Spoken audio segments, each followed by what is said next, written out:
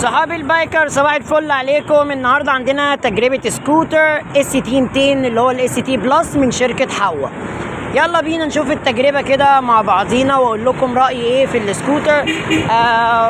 بصراحه حتى الان يعني انا سوقت السكوتر من اول محطه الرمل لحد دلوقتي ميامي. السكوتر بامانه ناعم قوي قوي قوي، حاسس ان الاندفاع بتاعه قوي، حاسس ان الموتور بتاعه سلس جدا. كمان حاسس ان السكوتر تقيل على الارض، يعني بناور بيه كويس قوي.